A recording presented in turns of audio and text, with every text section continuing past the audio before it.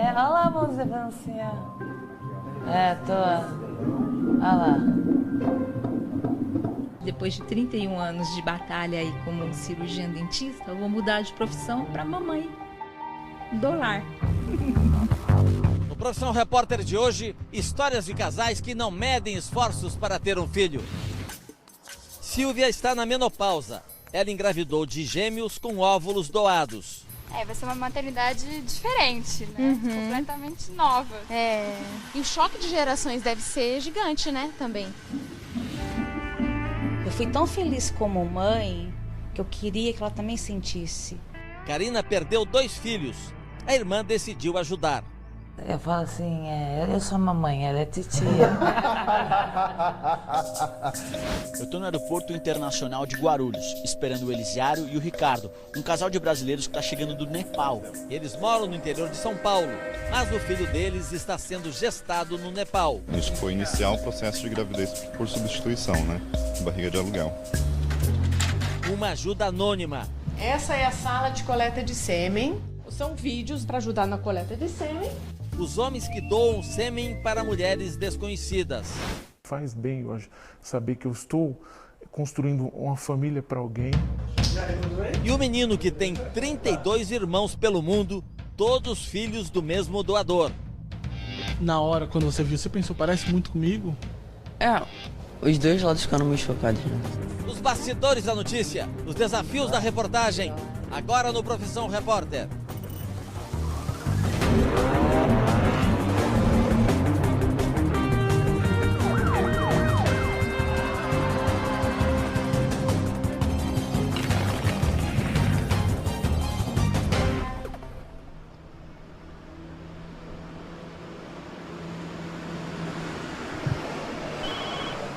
A gente vai lá na Silvia. Tudo bem, pode entrar. Só puxar aí.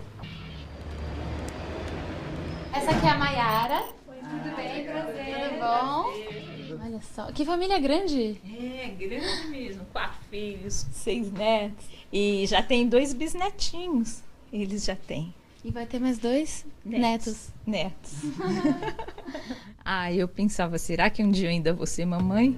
Aos 54 anos, Silvia conseguiu engravidar de gêmeos. Conhecemos a dentista na semana anterior, exatamente no dia em que ela estava fechando as portas do seu consultório em Itapecerica da Serra, na Grande São Paulo. Depois de 31 anos de batalha aí como cirurgiã dentista, eu vou mudar de profissão para mamãe. De forma natural, seria impossível engravidar. Silvia entrou na menopausa aos 50 anos, um ano depois de se casar com José Ricardo. Nós estamos casados há 4 anos, né? E desde então a gente vem tentando fazer de todas as formas. E a melhor forma foi pela fertilização in vitro. Os embriões que Silvia implantou são resultado da fertilização do sêmen do marido com óvulos de uma doadora anônima. Os filhos que Silvia espera não terão a carga genética dela.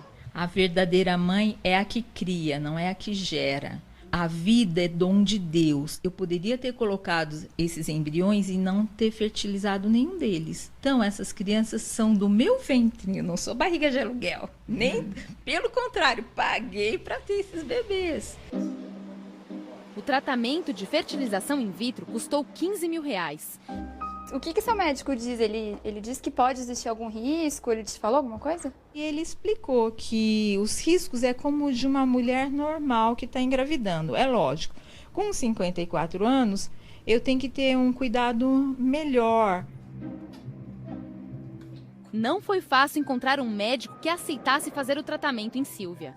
Uma resolução do Conselho Federal de Medicina de 2013 determina que só mulheres de até 50 anos podem fazer a fertilização.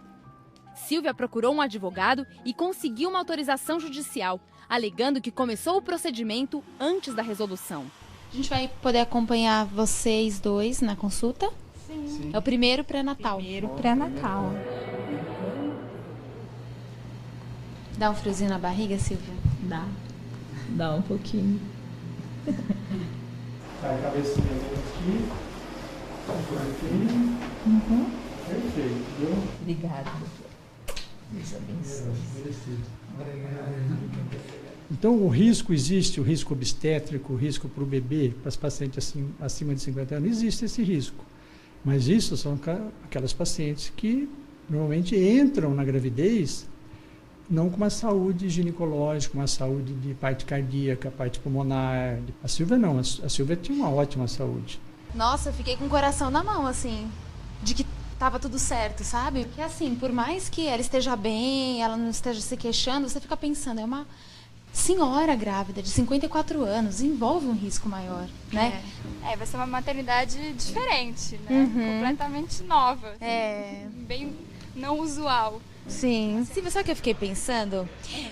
Quando seu filho ou filha, né? Quando eles tiverem 10 anos, você vai ter 64. Já.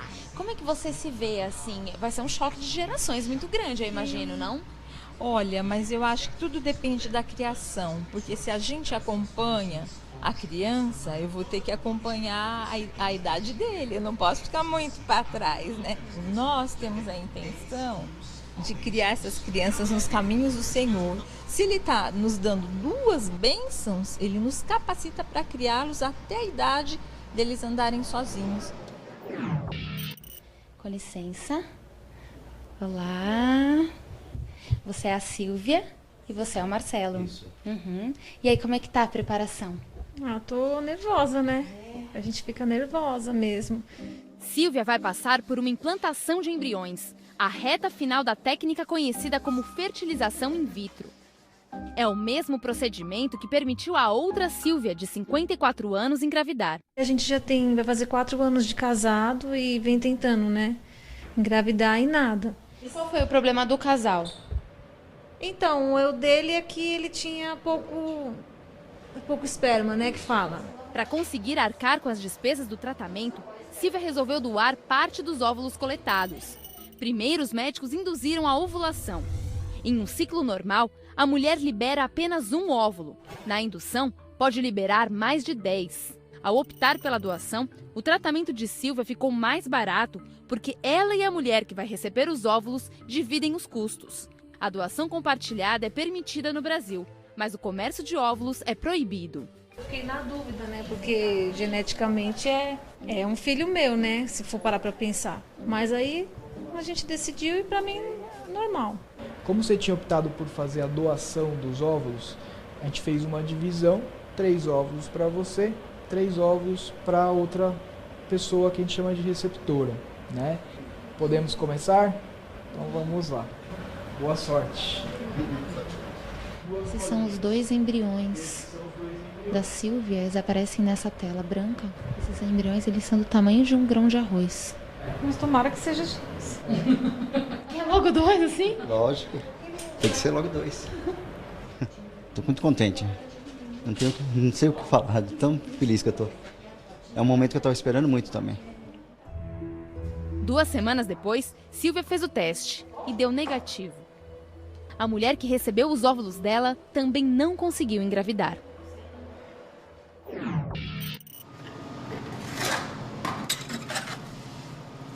A senhora tem ideia de quantos bebês já nasceram com sêmen que foi coletado aqui por vocês? Mais de 5.000 crianças foram nascidas. Estamos no maior banco de sêmen do Brasil.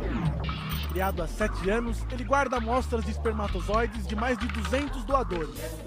Aqui nós temos o banco de sêmen de doadores anônimos, né, para utilizar para casais com infertilidade, para mulheres que querem utilizar o sêmen de um doador para ter um filho. Nós transportamos sêmen desde Belém do Pará até Rio Grande do Sul.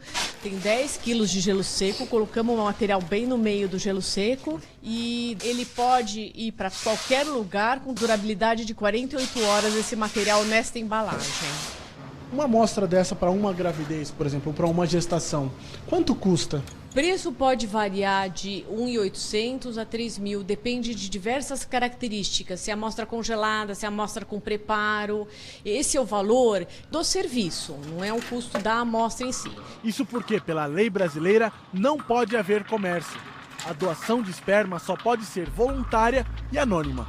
É super sigiloso, em sala isolada. Aqui só trabalham mulheres, mas no principal ambiente do banco de sêmen, só os homens podem entrar. Essa é a sala de coleta de sêmen, né? Onde tem um sofá, a gente, por aquela janelinha, nós fazemos a entrega de um frasco de coleta de sêmen, né? Por essa janelinha, e é por onde ele vai fazer a entrega de novo do frasco com a coleta do sêmen. São vídeos, DVDs, né? Para ajudar na coleta de sêmen, e tem revistas também para ajudar. Para a senhora é natural isso? Sim, a gente falar sobre masturbação, sobre coleta de sêmen, sobre um ejaculado, é natural. O doador volta aqui pelo menos 6 vezes para garantir um estoque mínimo de amostras do sêmen dele. Uma primeira vez e às vezes eles ficam um pouquinho intimidados, mas depois, nas próximas coletas, é a coisa mais natural do mundo. Sem nenhum constrangimento mais? Sem nenhum constrangimento mais. Doutora, vocês estão precisando de doadores nesse momento? Sim, estamos precisando de doadores sempre, né? Então estamos sempre incentivando homens entre 18 e 45 anos que queira ajudar um casal ou uma mulher que está querendo ter um filho, não tem a possibilidade, às vezes. Como o processo é sigiloso, depois da coleta o sêmen é identificado apenas por um código. Cada doador tem um número e cada coleta tem uma letra e uma data de congelamento. As famílias interessadas escolhem o doador pelas características físicas dos homens. Nunca tem o nome da pessoa, como por exemplo, o doador 292, é um doador O positivo, negro, cabelo castanho escuro, olhos pretos, 1,83 m, são só essas características que a gente fornece para as clínicas. Cada número desse representa um homem, e cada um deles tem uma história diferente que o motivou a doar sêmen. Teve um amigo meu que perdeu seu filho, foi um acidente de um veículo. Infelizmente, era a única criança que eles tinham e eles não poderiam mais ter filhos. Aquele sentimento de derrota mexeu comigo. Qual é a motivação para doar, sendo que você não está ganhando dinheiro por isso, né? Me faz bem hoje saber que eu estou construindo uma família para alguém. Talvez eu não faça parte, mas isso vai ajudar muitas pessoas a serem felizes. Doutora, a gente estava fazendo uma entrevista aqui, uma funcionária da senhora veio dar um recado, o que foi? É que vai ter mais um doador que vai conversar com vocês. Topou falar? Topou, sem dúvida nenhuma. Olá, tudo bom? Prazer. Eliane. Eliane, Maiara. Prazer, tudo bem? Eles têm interesse em acompanhar este fim do tratamento, né? Karine e Edivaldo também passaram pela fertilização in vitro, processo em que a fecundação acontece em um laboratório. Ele está procurando os melhores espermatozoides, ele está imobilizando os espermatozoides para poder injetar dentro do óvulo. Não é a primeira vez que você vem aqui? Não, já viemos em 2012, em abril, fazer o tratamento da nossa primeira filha, que deu certo, graças a Deus. Ela fez dia 1º de dezembro, 2 anos. Graças a Deus. E aí ficou um embriãozinho congelado e agora a gente se organizou, se preparou para vir buscar, né? Tomara que dê certo. Os embriões são mantidos congelados indefinidamente. Não pode ser descartados em hipótese alguma. É muito louco você pensar que em algum momento eles estiveram à mesma idade. É um milagre da ciência, um milagre de Deus. Eu falo que tem que andar junto, né? Pra gente é incrível. 10 dias depois, visitamos o casal na cidade onde eles moram, Presidente Prudente. Natália! Amanhã, Karine e Edivaldo vão saber se a Natália vai ganhar ou não um irmão. Licença. Aqui a gente tem o lar da Natália, o cantinho dela. Ficam os brinquedos, ali no cantinho tem uma caixa cheia, aqui a mesinha. Então... Transformou a vida de vocês, né? Totalmente. Nossa casa não era assim, era tudo arrumadinho, no lugar, quietinho. E você contou pra ela sobre a possibilidade de ter um irmãozinho? A gente fala, mas assim, ela é muito bebê, né? Então, a gente pergunta assim, vem cá, filha. Fala pra moça, onde tem o neném? Tem? Karina tem endometriose, um problema no tecido que reveste a parede do útero e que pode dificultar a gravidez. Para conseguir ter Natália, o casal passou por uma série de tratamentos por 3 anos. Deu R$9.000, mais ou menos. Já inclui o valor do congelamento? Não. Ao total, quanto foi o congelamento? Uns R$4.000, eu acho. E aí você teve que pagar mais o tratamento agora. Agora. E aí foi mais quanto? Transferência. Mais uns R$5.000. Apenas 9 centros de atendimento em todo o Brasil oferecem tratamento de reprodução assistida pelo SUS, mas a fila passa dos 5 anos em alguns casos. Também não é possível recorrer aos planos de saúde. Nenhum cobre. Caso não dê certo. Ai, eu nem pensei ainda. Queiro não é uma decepção, né? É uma tristeza. Então, seja o que Deus quiser, mas vamos esperar primeiro. Karina vem com o pai dela saber o resultado do exame de gravidez. Eu não abri. Não abriu o exame? Eu abri, Karina. Infelizmente não houve a implantação embrionária. Jura? Agora, para você é fácil receber essa notícia, né? Quer dizer, é fácil. Não é fácil, mas pelo menos você tem uma filha já. Graças a Deus não era o que a gente esperava. Eu tava torcendo para dar certo. Esse embrião provavelmente não é um embrião tão bom que nem a Natália, por isso que não houve implantação. Né? A natureza seleciona, quando o embrião é bom, é ótimo, ocorre a implantação. Quando o embrião não é bom, não ocorre a implantação. Natália está bem, né? Graças a Deus, ficou bom. Ótimo. Eu lembro que eu fiz uma pergunta pra você ontem, perguntando caso não desse certo, que você não queria nem pensar. Você pensa em alguma coisa ou é muito cedo ainda? Não, vou dar um tempo agora. É meio difícil. Claro. Não deixa. Claro. Tá? Agradeço vocês. Agradeço a você, viu? Tchau. Tchau. Tudo de bom. Tudo de bom. Acho que eu não estava preparada, assim. Eu também não estava preparada. Porque a gente acaba, de uma certa forma, se envolvendo, né? Com a família, vendo como aquela família é cuidadosa, carinhosa. É uma pena.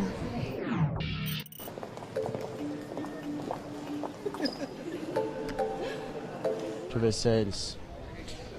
Eu tô no aeroporto internacional de Guarulhos esperando o Elisiário e o Ricardo, um casal de brasileiros que tá chegando daqui a pouco. Estevão, prazer. Elisiário. Bem, Ricardo, prazer. Obrigado por receber a gente aqui. Como é que foi a viagem? Foi boa. É cansativa um pouco, né? Que é bem longo, mas foi tranquilo, assim. O que é que vocês foram fazer lá? A gente foi iniciar o processo de gravidez por substituição, né? Barriga de aluguel. O processo envolveu várias pessoas ao redor do mundo. Primeiro, esse casal do Brasil procurou uma agência de reprodução assistida que fica em Israel. A coleta do sêmen poderia ser feita lá, ou nos Estados Unidos, ou no Nepal, um país que fica localizado a 15 mil quilômetros daqui. E eles preferiram Katmandu, porque é na capital do Nepal que fica a clínica responsável por contratar a mulher que vai gerar o filho deles, uma indiana. No Nepal, assim, tem a Constituição que permite você fazer a barriga de aluguel, mas a barriga de aluguel ela não pode ser uma mulher nepalesa, ela é indiana. A gente assistiu uma reportagem no Fantástico e daí a gente foi para ver, né?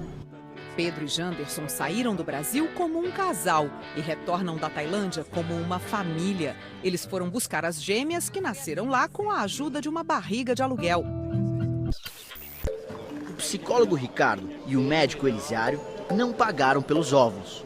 E a gente teve uma ideia de como que fosse juntar a minha genética com a genética dele, né?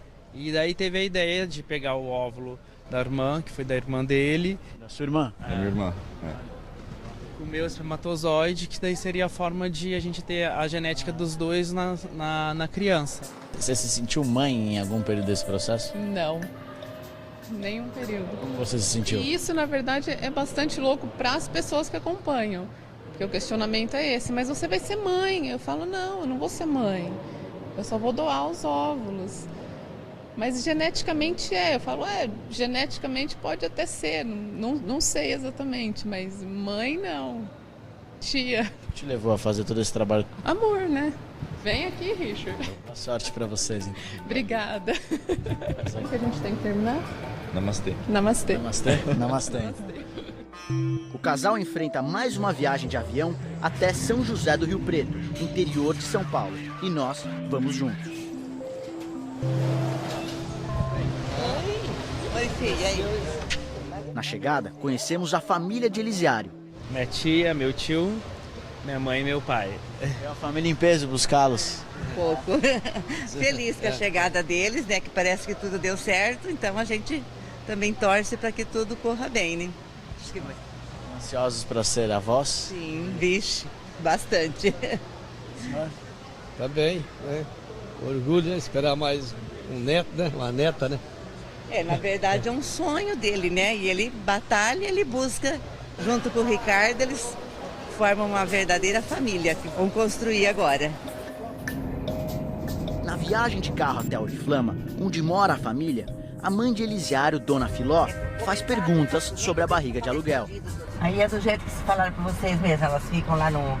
Elas são da Índia, vão ficando no Nepal. A empresa que sustenta, que é de comer todos esses dias? Tudo isso daí pra ela, E aí no final ela recebe um tanto no início da gravidez, né?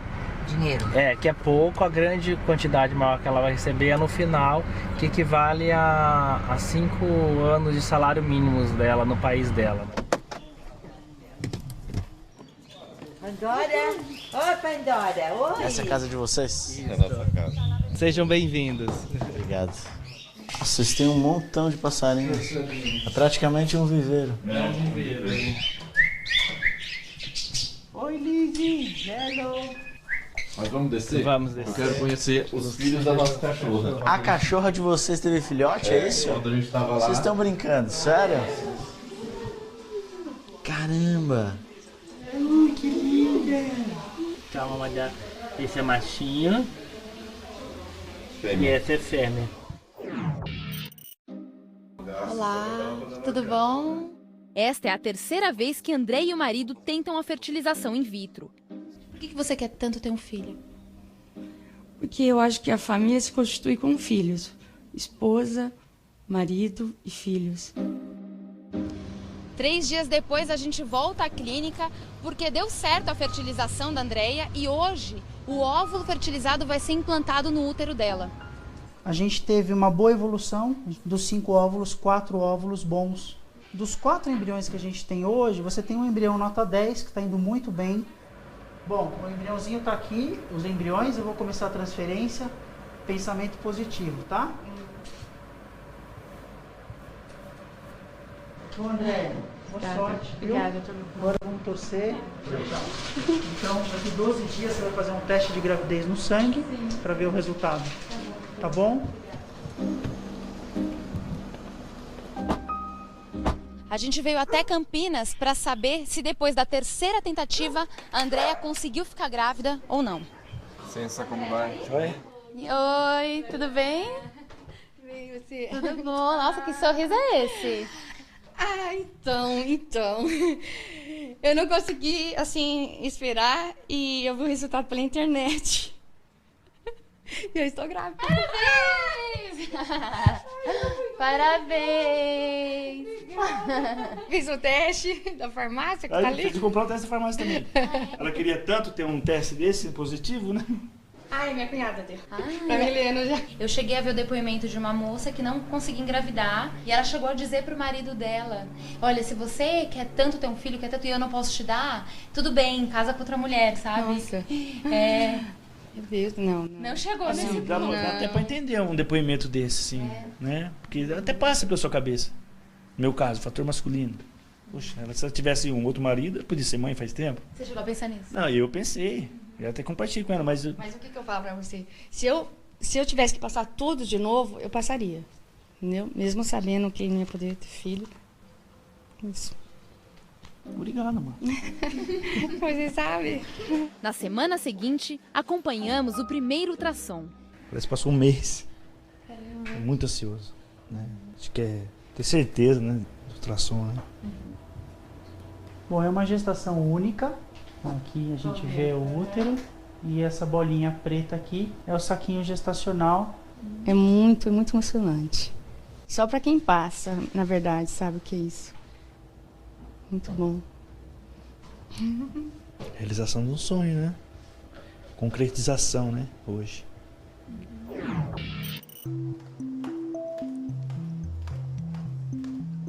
O que é isso aqui? É a revista do nosso casamento. Ah, é? Que saiu da região, né? A gente foi a capa. Ricardo e Elisiário dizem sim ao amor. E aqui conta um pouquinho da nossa história, né? A decisão de ter um filho gerado no Nepal por uma barriga de aluguel foi logo depois do casamento deles, em outubro do ano passado. Que a gente chegando de helicóptero. Vocês chegaram de helicóptero? Chegamos de helicóptero. A festa de casamento para 600 convidados ganhou uma reportagem numa TV a cabo regional. Eu fico imaginando como é que vai ficar a nossa casa quando a gente chegar com os bebês. Vai virar ponto turístico. Ricardo e Elisiário passaram uma semana em Katmandu, capital do Nepal. Visitaram templos religiosos, mas era proibido gravar imagens da clínica de reprodução. A clínica é bem legal, tudo limpinho, tudo certo, aparelhagem tudo certo. Mas na hora que você olha para o país, é um país muito pobre, né? Então você fica... Até você chegar e ver como que é a clínica te assusta, né? Se a gravidez der certo, o bebê deverá nascer em dezembro. Se ele quiser saber, ele vai ter quem que é a outra parte do DNA. A sua tia doou o DNA, o óvulo para você ser gerado, mas não vai ter mãe. Ele tem 2 pais. Quanto custou esse processo todo para vocês? Com as passagens, os gastos lá, eu acho que chega a uns 150 mil. Elisiário não vai poder acompanhar a gestação do próprio filho no Nepal, mas como ginecologista, é o que ele faz todo dia com várias pacientes. Estamos indo no coraçãozinho do bebê, que tá tudo certinho, né? Elisiário e Ricardo não puderam escolher a mulher que alugou a barriga e nem falar com ela. Nós pedimos para conhecer as mulheres que alugam as barrigas, mas a clínica no Nepal não permitiu. Vocês acham ético vender uma barriga? Eu acho ético. Ela está nos beneficiando, assim como a gente também. É um serviço, na verdade. A gente está pagando por um serviço, né? Dela gestar nosso filho. No próximo bloco, eu vim até Rio Claro, no interior de São Paulo, para contar uma história que não é nada simples de explicar. Isso, filhinha, mexe bastante. O menino que tem 32 irmãos pelo mundo, todos filhos do mesmo doador. Esse é com quem eu mais me dei, é o Gavin.